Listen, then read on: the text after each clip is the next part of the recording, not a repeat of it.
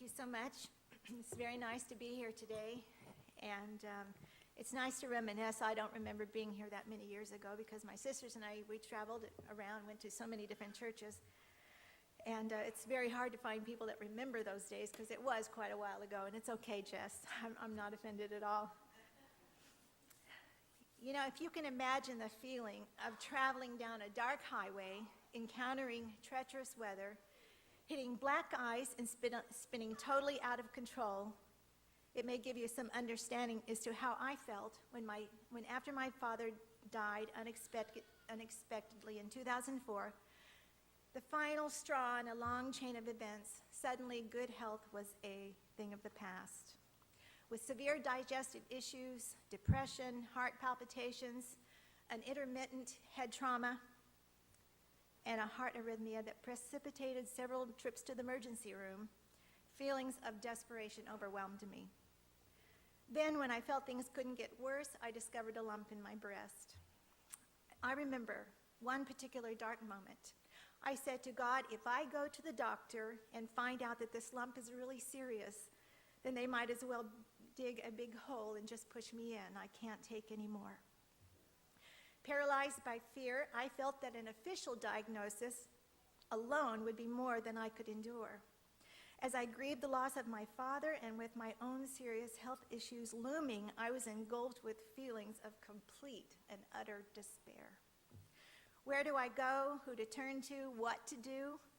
All these questions bombarded me as I faced my life and circumstances, which had spun completely out of my control. What would you do if you found yourself like me, up against a wall, not knowing which way to turn?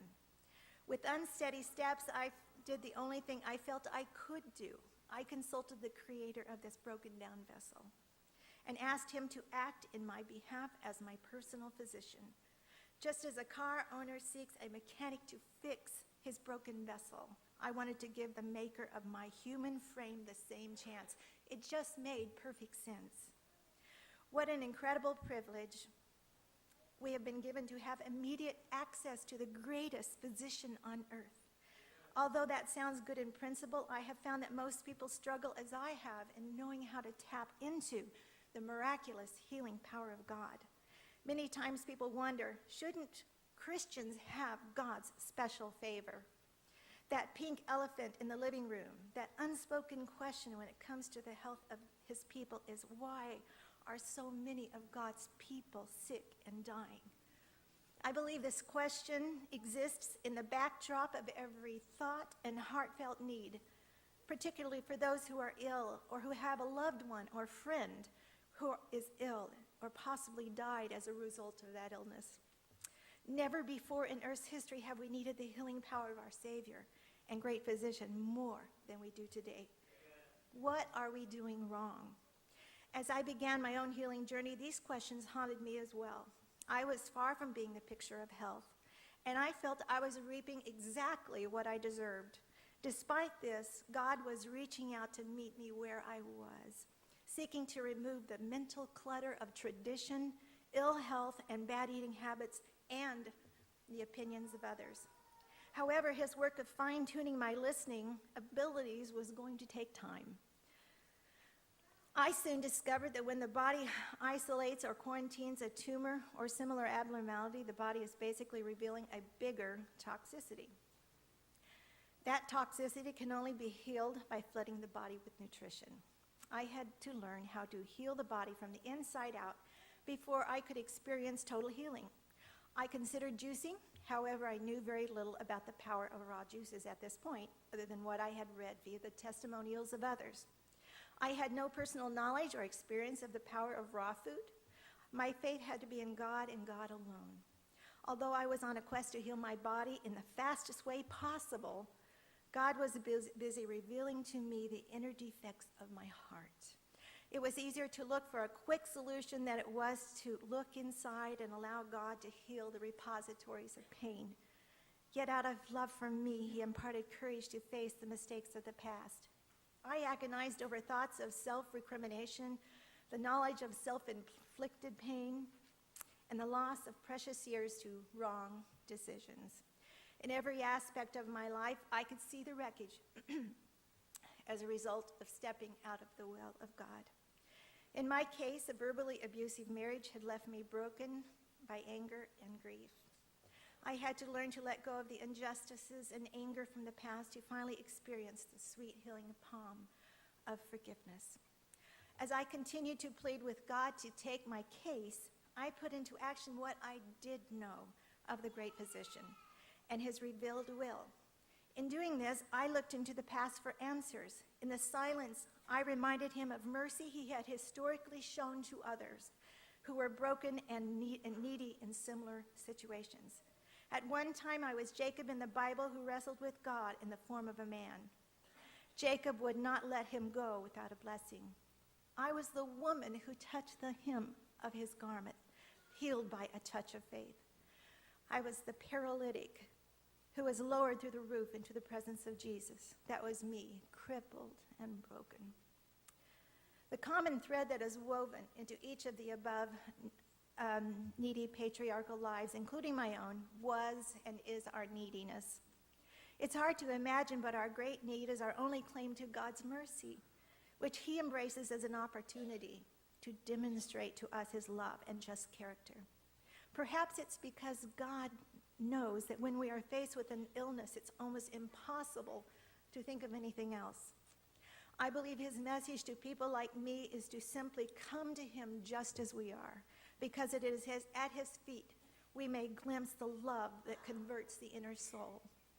As God reveals his love to us in the form of an invitation, he uses our self-centered motives to bring us into communion with him.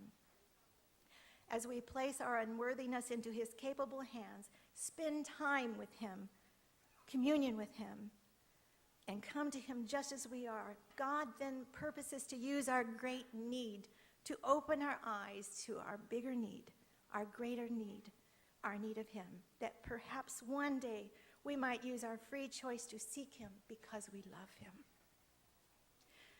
As the impressions to start juicing were persistent and clear, I bought the needed things. Celery, carrots, kale, Swiss chard, romaine lettuce, and beets, and I started juicing, using a Champion juicer I had purchased previously. Without any prior knowledge of juicing, I used carrots as my base, adding whatever vegetable combination I found on sale. I put them through my juicer in no particular order. I just started cramming them through my juicer.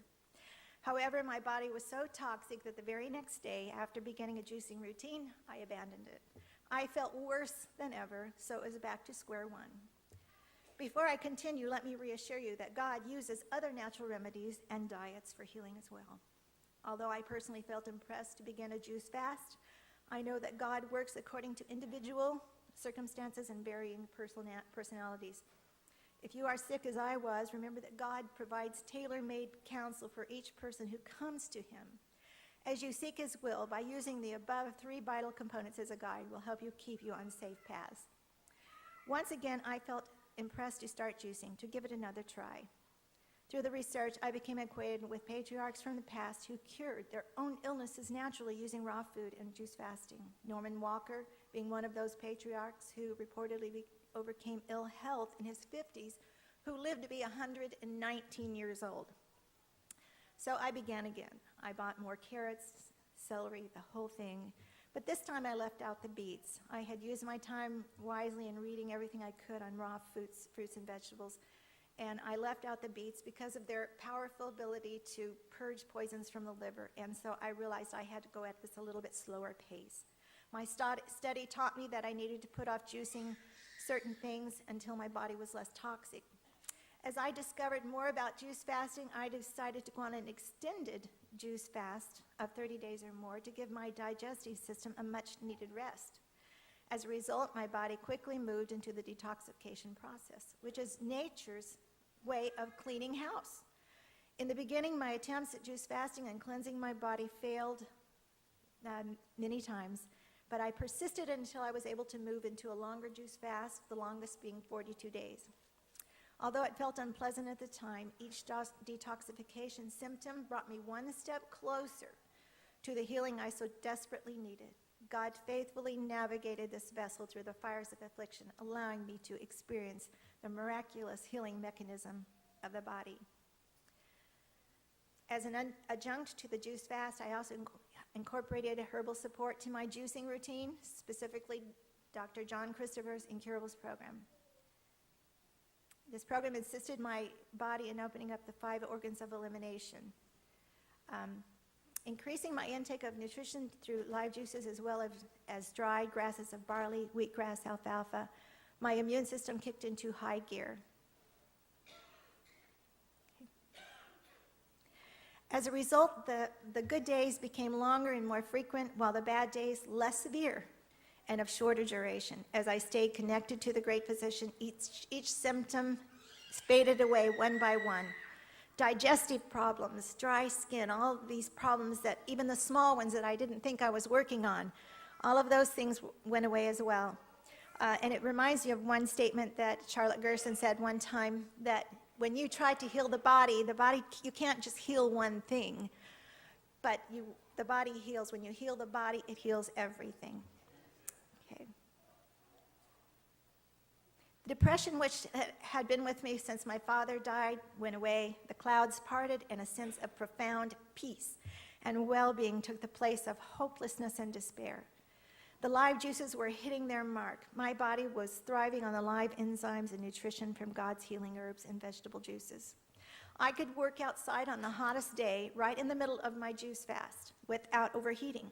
I easily functioned on as little as 6 hours of sleep, bouncing out of the bed each morning without aches or pains. My heart rate slowed to a restful and steady heartbeat. Finally, the lump in my breast started getting smaller and smaller. At the completion of my juice fast, most of my symptoms had completely resolved, and the lump in my breast almost completely gone as well. And continuing with a high intake of raw food, approximately 80%, I completed the healing process over the next year as my body continued to rebuild. Today, as I mentally revisit those painful hours when I first discovered the lump in my breast, now more than 10 years ago, I remember speaking to a lady who advised me that I would one day look back and thank God for that lump in my breast. I remember thinking at the time, this idea was totally unimaginable to me. How could I be thankful for something that had turned my life totally upside down? Or even worse, how could I be thankful for something that could potentially take my life? Yet her prediction proved to be true. Happy to be alive, I carry with me a profound gratitude to God for allowing me to see and experience the big guns of healing. Spiritual education, though painful at first, can prove to be our greatest blessing when we allow God to mold us to his perfect standard. As a result of this incredible experience, God has placed within my heart an obligatory responsibility to share with others the lessons learned during those uncertain days of healing and discovery. I believe his message to people like me is to simply come to him just as we are, because it is at his feet we glimpse the love that converts the inner soul. Come unto me, all you that labor and are heavy laden, and I will give you rest. As I look back on the early days of my healing, in the midst of confusion and pain, not knowing specifically where to go or how to tap into God's channel of communication, I did 2 things that I believe,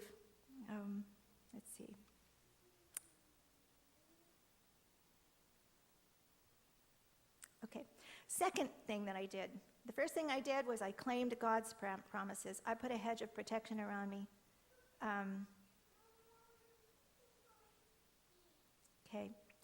All right, here we go. As I look back on the early days of my healing, in the midst of confusion and pain and not knowing specifically where to go or how to tap into God's channel of communication, I did 2 things that I believe unlocked the door of unlimited power and understanding through the God of the universe.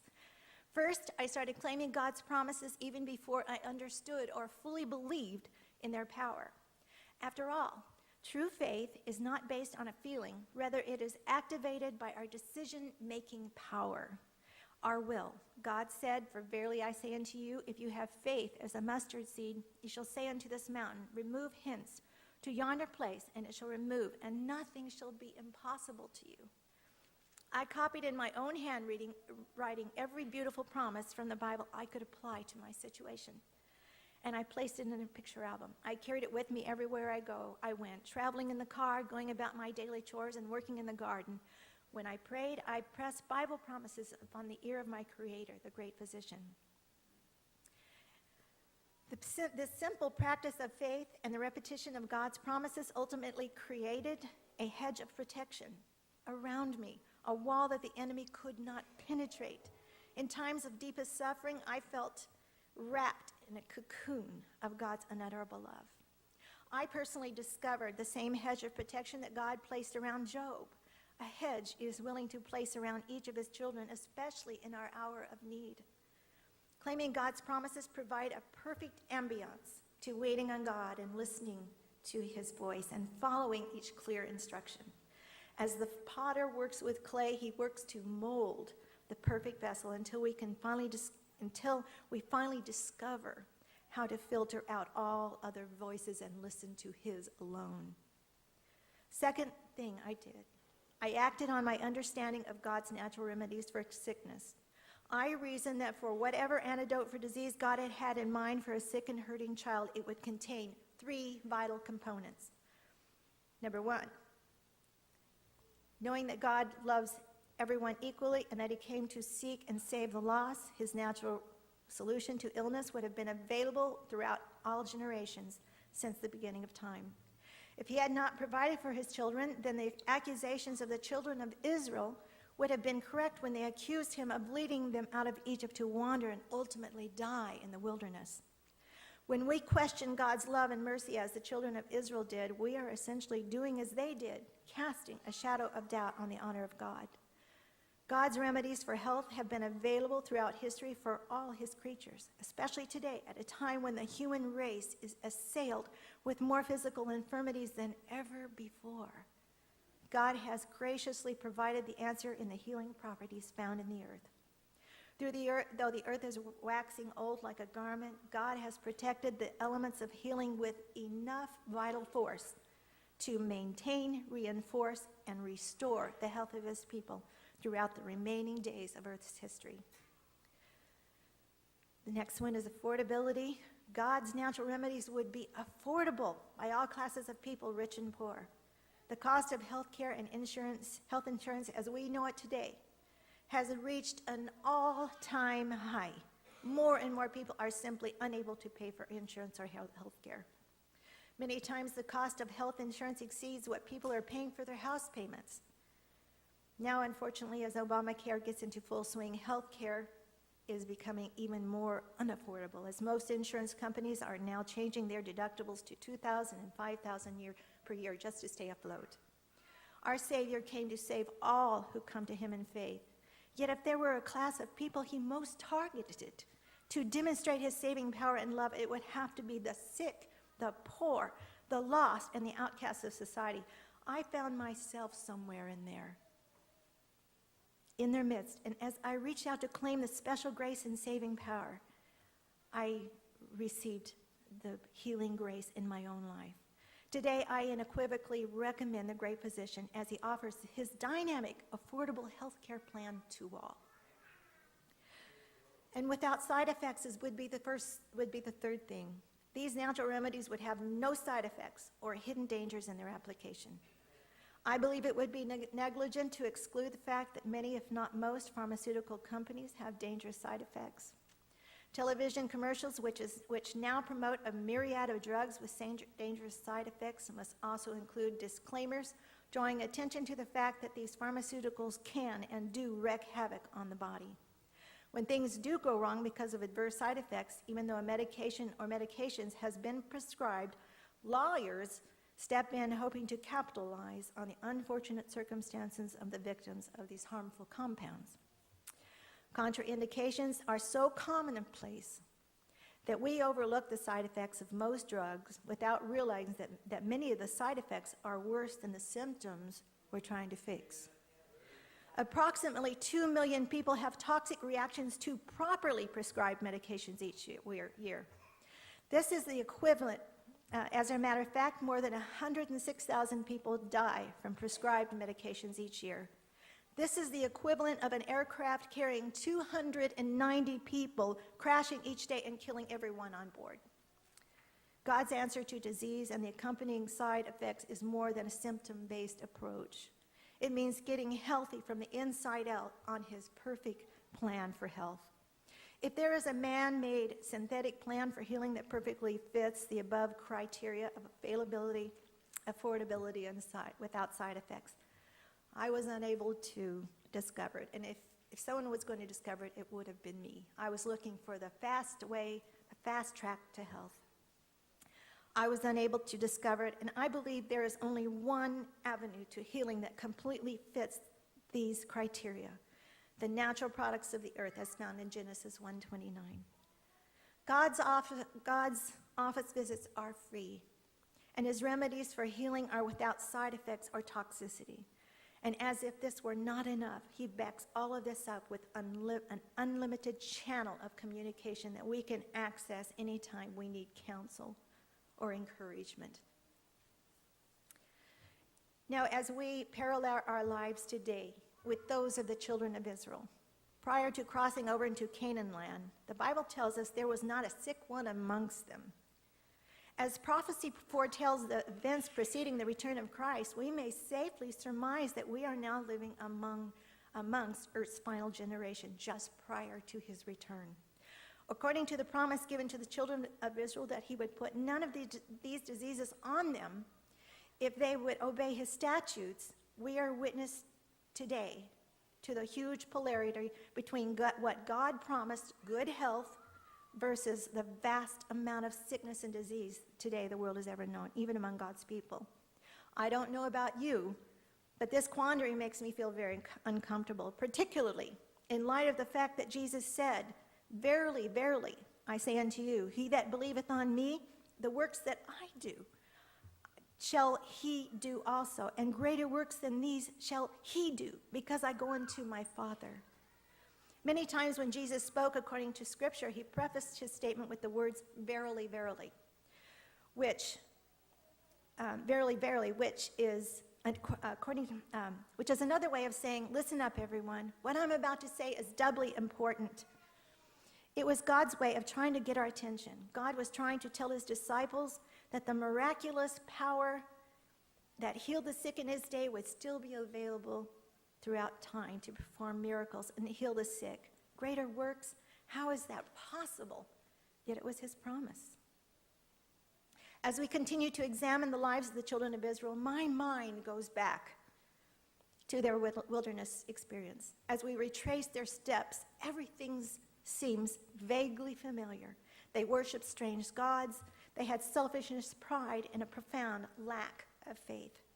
They fought amongst themselves. They grumbled constantly. They were given to appetite, and they witnessed in Egypt many of the same diseases we have today. In addition, their transgressions before God were similar to our violations today. They were offering diseased, lame, and sick animals to the Lord as sacrifices. Like ancient Israel, God requires a sacrifice on our part. Instead of offering a lamb as an offering, God requires us to offer our lives on his offer as a healthy, living sacrifice. However, instead of offering our bodies to him in a state of health, we go before him offering the same physical infirmities upon his altar as ancient Israel. As a result, God finds our offerings contemptible. He reproved the children of Israel for this similar violation against him. He told them that even a son or a servant will honor his father or his master. But then where is his honor? God was saying that if you don't believe how contemptible this is, offer it to your governor and see what he says. Let's look at it directly from Scripture. It's Malachi 1:6-8. A son honoreth his father, and a servant his master. If then I be a father, where is mine honor? And if I be a master, where is my fear?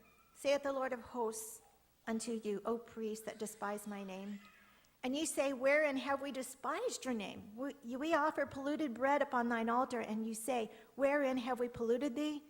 In that ye say, the table of the Lord is contemptible. And if ye offer the blind for sacrifice, is it not evil? And if ye offer the lame and sick, is it not evil? Offer it now unto your governor. Will he be pleased with thee, or accept thy person, saith the Lord of hosts. Through Malachi, in this passage of dual meanings, God placed responsibility for health on the shoulders of the Israelites, just as he does with us today.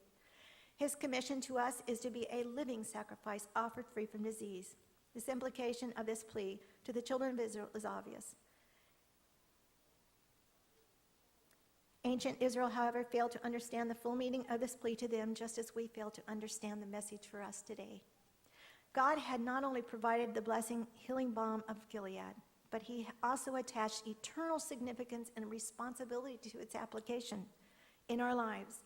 Our Savior is not requesting our death or martyrdom to please him.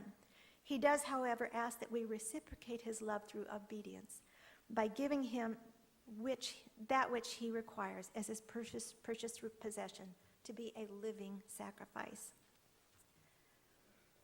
You're probably not alone if you believe the lives of the children of Israel have little significance to us today.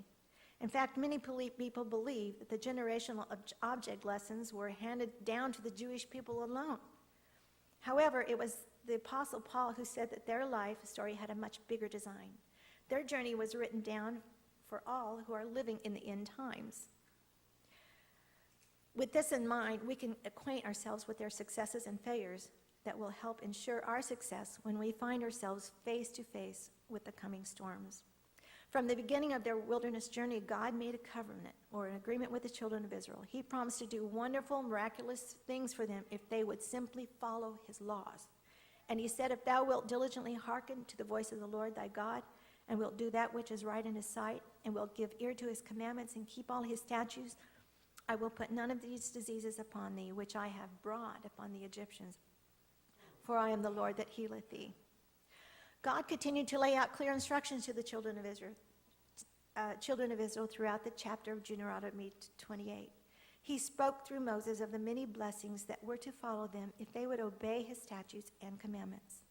God was prepared to bless them in every way imaginable, in the city, in the field, in the fruit of your body, the produce of your ground, the increase of your herds, the increase of your cattle and offspring, and the ground.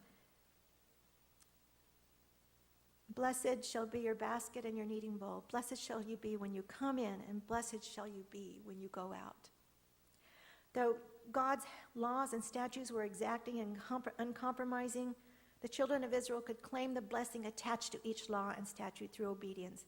For every thou shalt not and every condition of success that God gave to the children of Israel, he graciously attached a blessing to it. If it was obeyed, a promise would attend their footsteps. God then warned the children of Israel of the danger of disregarding the laws and statutes, as these same blessings would turn to curses. They were reminded of the fever and inflammation that would come to them as a result of their violations.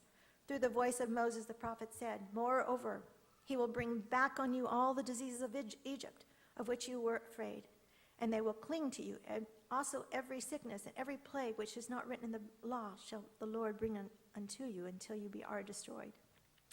God was reminding the children of Israel of the feared diseases of the Egyptians they had left behind. The heart disease, cancer, and many of the diseases that afflict us today had afflicted the Egyptians of their day as well.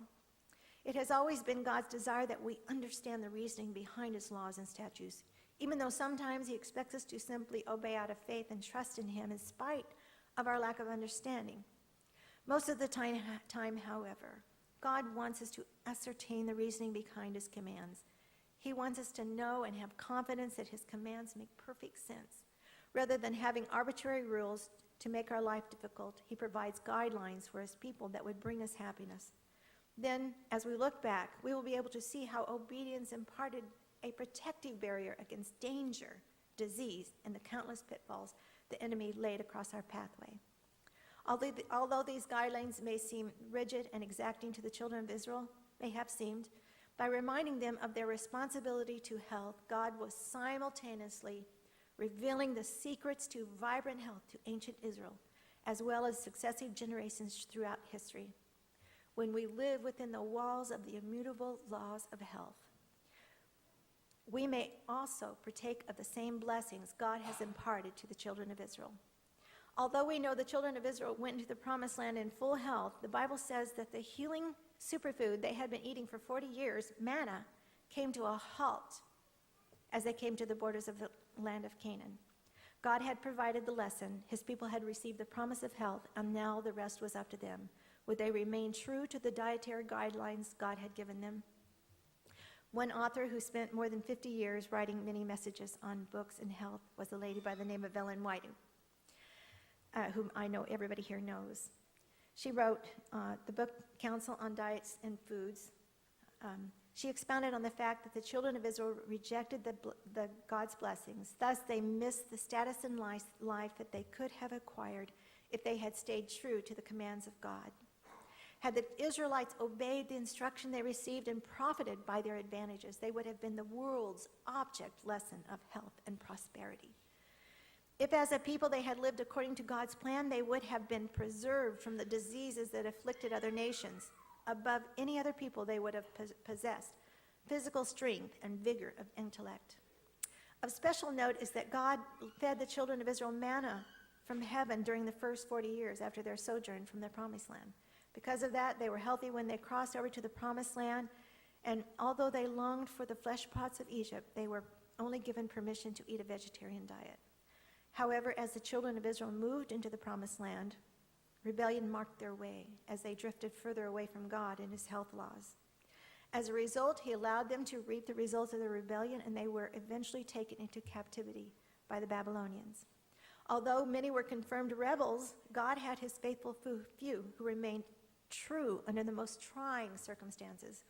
Among these four Israeli men, Daniel, Hananiah, Mishael, and Azariah, who stood true to the principle of intemperance, even in the face of death. Handpicked by King Nebuchadnezzar's head eunuch to be groomed over the course of 3 years to serve in the palace of the king, Daniel understood that the king's rich menu of meat and wine would violate God's health laws. The Bible says that Daniel purposed in his heart that he would not defile himself with the portion of the king's meat,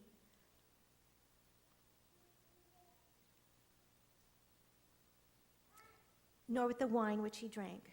Although controversy surrounds the question of what the king's meat actually entailed, I believe it's a safe assumption that it was probably similar to the inflammatory diet of the children of Israel left behind. It most likely included meat in all its variations and delicacies of every kind. We may not have a complete list of what constituted the king's diet, but we know at least that Daniel did not include meat in the 10-day test.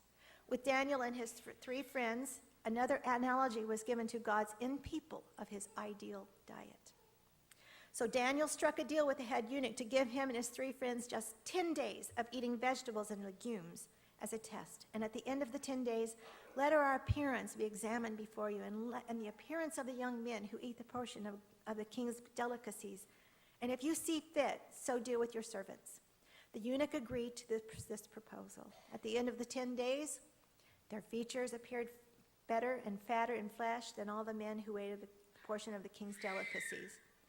More than once, God has used the protective effects of his health plan to prepare his people for something big.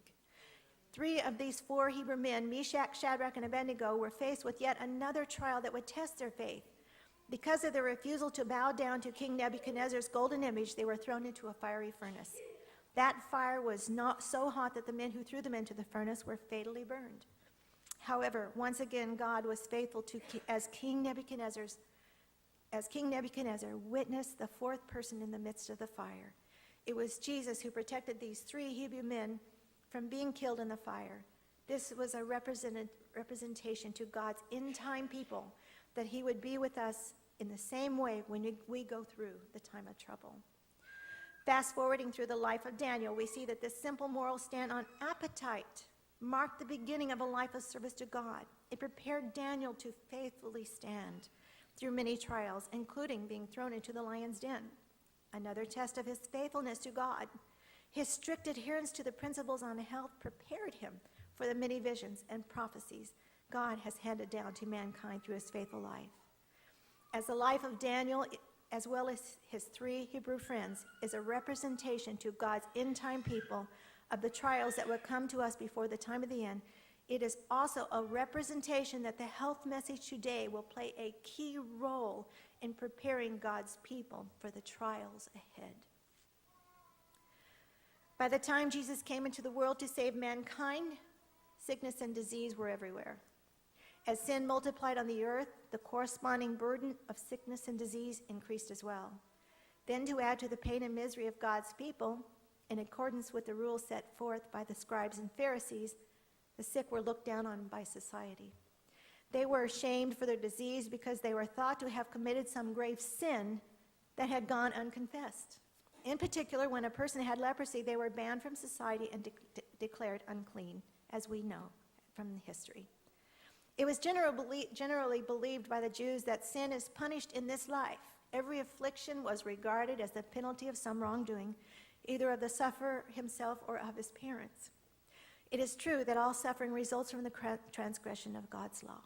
But if this truth had become perverted, Satan, the author of sin, and all its results had led men to look upon disease and death as proceeding from God, as punishment arbitrarily inflicted on account of sin.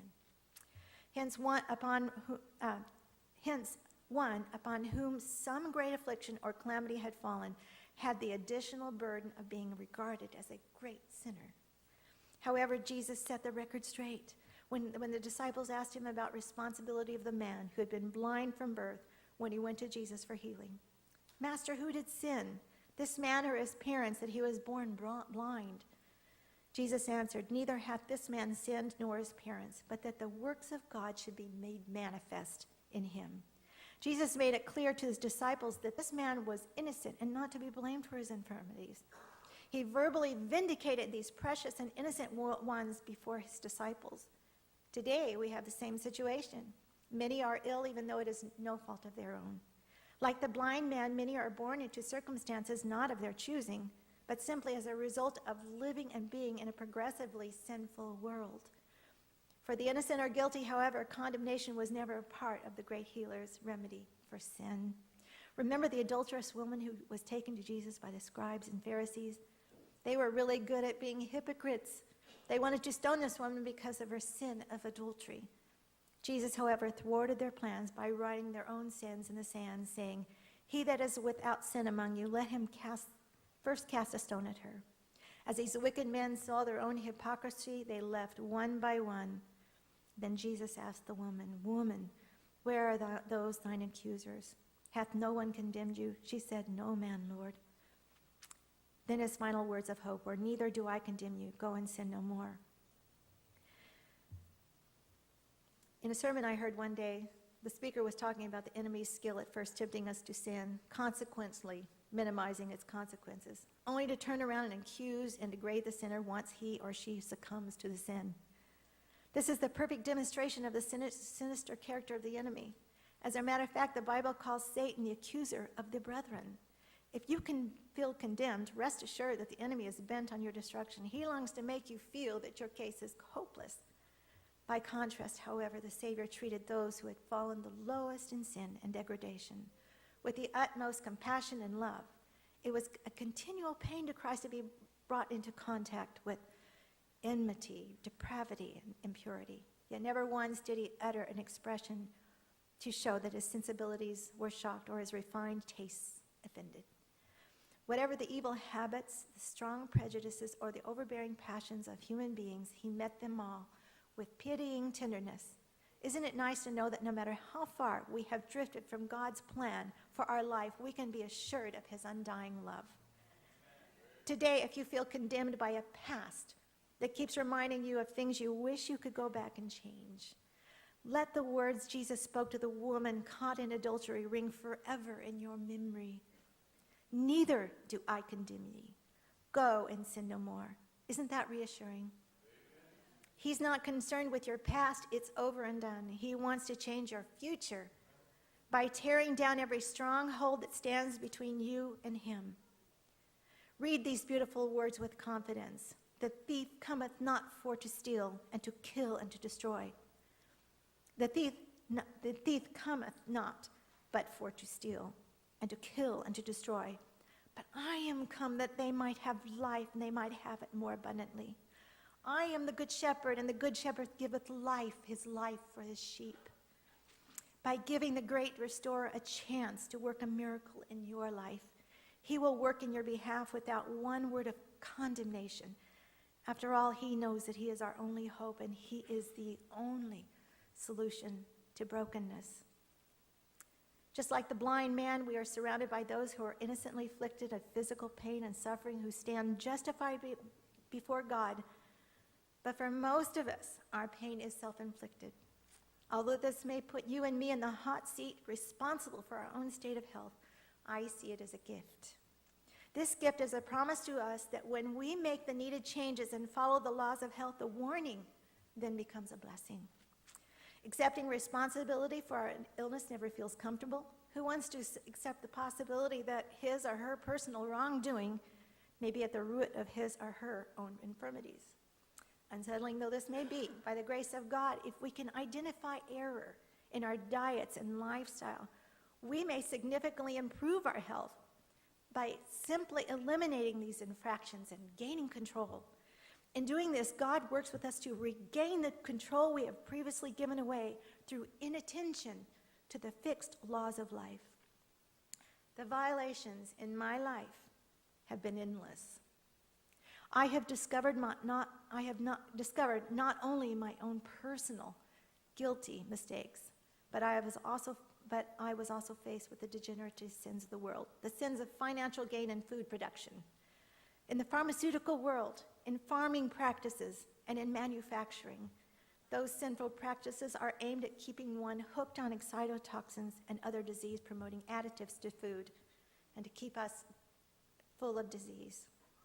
I found that accepting responsibility was not about being ashamed for my guilt. It was about reaching out for that outstretched hand and allowing him to educate my understanding and change my bad habits, addictions, and traditions. Not only he can make those changes in us. In my own journey to health, I realized as I accepted responsibility for my illness, I could then be the architect of my own health and healing.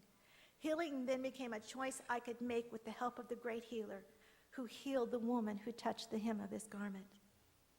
Despite the emotional barriers that accompany change, I can attest to the joy that can be found when we go to the table with a humble heart and the willingness to examine our diet and lifestyle. In doing so, we can daily submit our whole heart to God's divine leading. Taking responsibility for our health is not a bad thing. In all actuality, it's the starting point to finding the freedom God wants his people to have, the freedom that good health brings.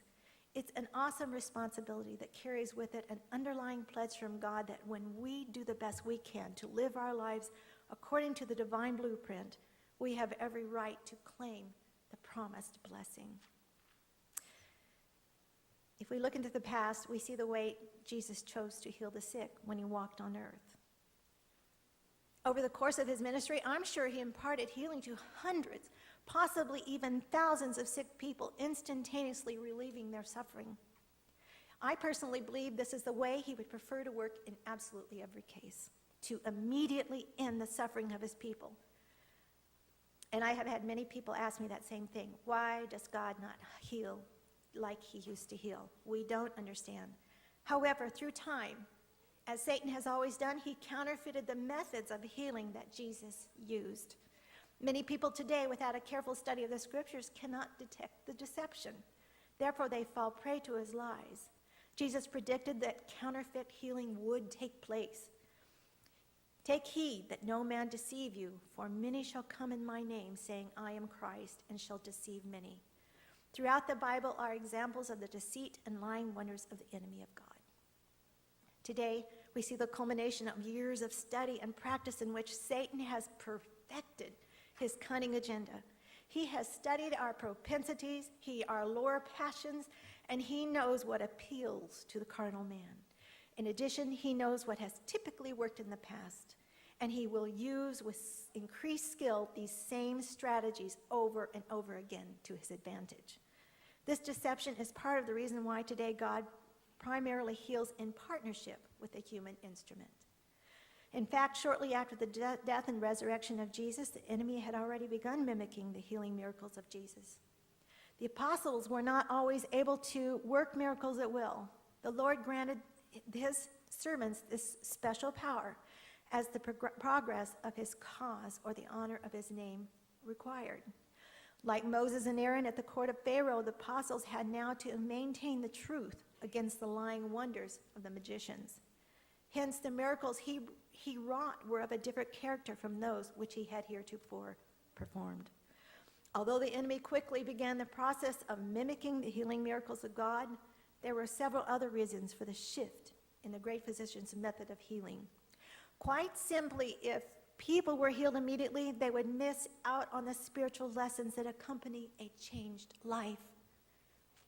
Should the Lord work a miracle to restore the wonderful machinery that human beings have impaired through their own carelessness and an inattention to their indulgence of appetite and passions by doing the very things that the Lord has told them that they should not do, he would be administering to sin, which is transgression of his own law. The great physician is undoubtedly still in the business of healing his people, and many times that involves instantaneous healing. However, as we have already discovered, there are many lessons from the past that show us that God sometimes operates a little differently. When Jesus walked on earth, in many situations, he made healing conditional to faith and obedience, drawing man into a faith partnership. Naaman was instructed to dip in the dirty Jordan River. Hezekiah was instructed to apply a fig poultice to his wound. The blind man was instructed to wash the clay off at the pool of Siloam. The children of Israel were instructed to look upon the brass serpent. Many were told to go and sin no more. Others were told to take up their bed and walk. Jesus Christ is the great healer, but he desires that by living in conformity with his laws, we may cooperate with him in the recovery and maintenance of health. Instantaneous healing certainly appeals to my way of thinking. Yet I can think of no other time in history when dietary reform needs to take place, even among God's people, other than today. Can God reveal to us by protecting us from the results of our own lifestyle and eating habits? Are we not all subject to irrevocable laws that govern our being, such as the laws of gravity, the laws of life, and the laws of health? As we acknowledge the limitations God is faced with today, in the healing of mankind, I rejoice in the knowledge that God will and does offer instantaneous healing when the situation demands it, and when his name can be glorified. The great physician longs to lessen the suffering of mankind and therefore delights in immediate healing. When people come together to pray for the sick and go boldly before him, he many times moves the mountain that he promised to move as a result of faith. As for others who have lived a balanced life to the best of their abilities and who seek divine intervention, God delights in revealing his character of love and his eagerness to heal immediately. Still, most of the time, God seeks to reveal to us the dietary and lifestyle flaws that not only hinder health, but practices that would only destroy health again if they were restored. Although we may prefer a miraculous, instantaneous healing, sadly, many people in such cases would just go back to the same destructive lifestyle that made them sick in the first place. Thus, instantaneous healing is often not in our best interest. However, through our united efforts with the great physician, we are able to observe the miracle of how our bodies are made. We also learn the miracle of the life-giving instruments God has provided for disease prevention. Then finally, we experience in this healing journey God's incredible love as we witness his eagerness to work with us on a day-by-day, moment-by-moment basis, on a personal, intimate level to regain what we have lost. One of the most beautiful biblical examples of healing and righteousness by faith is found in the story of Naaman, captain of the Syrian army. He was afflicted with the dreaded disease of leprosy. Hearing that Elisha the prophet, through an Israeli servant girl, hearing about Elisha the prophet through his Israeli servant girl, Naaman went before the king of Syria to obtain permission to go to Israel. The king not only granted his request, but he gave a letter to Naaman to carry with him to the king of Israel, which said, "I have sent Naaman my servant to thee, that thou may recover him of his leprosy." In response, the king of Israel was so upset that he rent his clothes and he said, "Am I God to kill and to make alive that this man does sent me to recover a man of his leprosy?" The interesting part about this segment of the story is that the king of Israel obviously knew less about Elisha the prophet and the power of God than did a small servant girl. To compound his ignorance, the king was unaware of the double blessing from Elijah and spirit that God had bestowed on Elisha at the beginning of his ministry. So here was Elisha with a double blessing, the power that God had bestowed on him to heal. News of the matter reached Elisha, and he sent word to the king. Wherefore hast thou rent thy clothes? Let him come to me, and he shall know that there is a prophet in Israel. Elisha was reproving the king for his lack of faith. Elisha was essentially saying, if you aren't a believer, send him to me and I'll show him the power of God. Perhaps this is the story from which the saying came, a prophet is never known in his own country.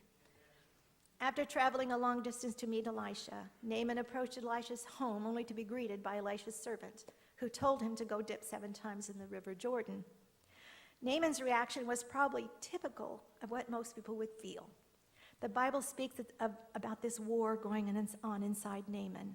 But Naaman was wroth and went away and said, behold, I thought he will surely come out to me and stand and call on the name of the Lord his God and strike his hand over the place and recover the leper.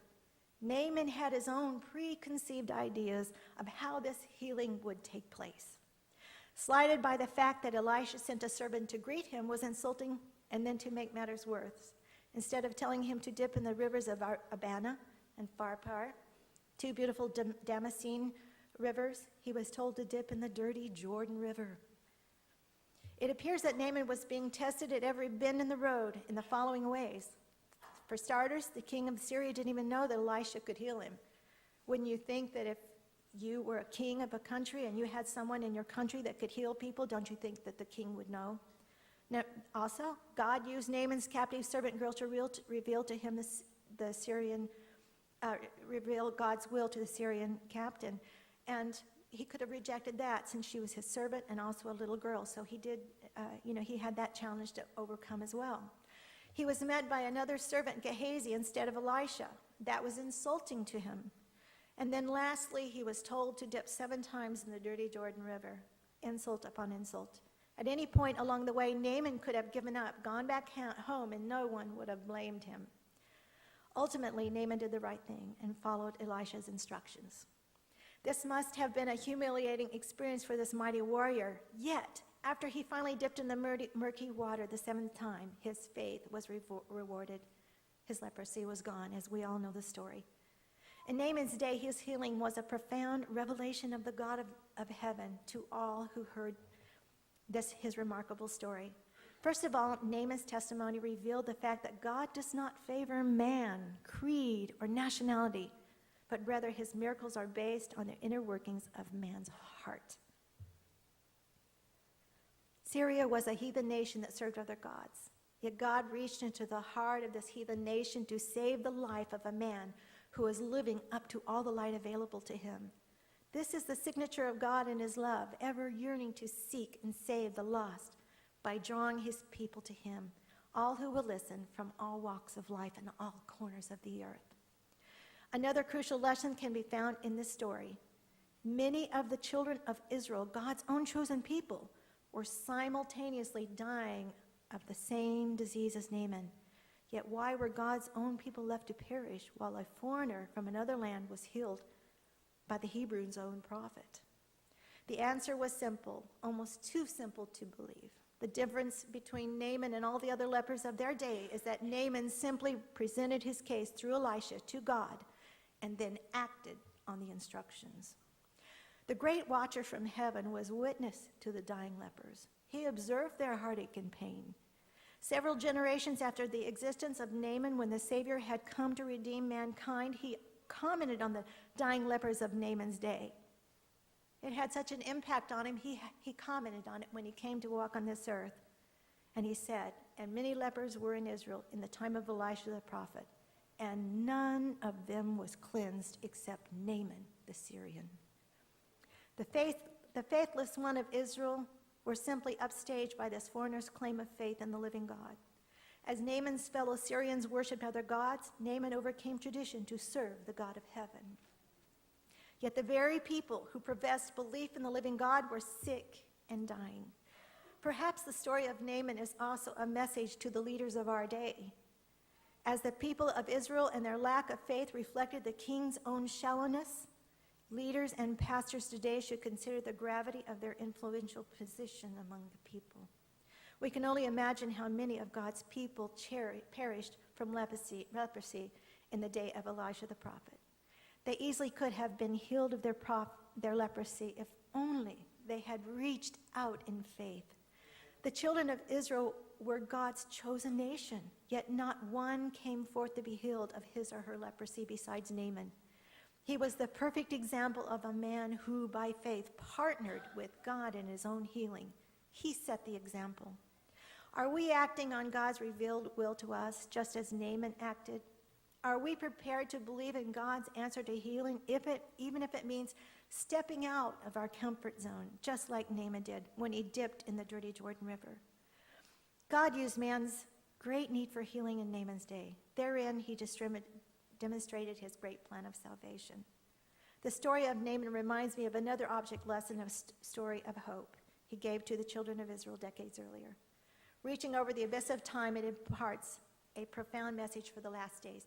And so because our time is up, then we will continue the rest of it this afternoon. What we'll be having this afternoon is we're going to be showing the parallel where we are in history as far as how we correlate with our health and all of the things the children of Israel went through and how they're correlating with what we're going through right now. And I think you'll find it a blessing, and I hope you'll come back this afternoon.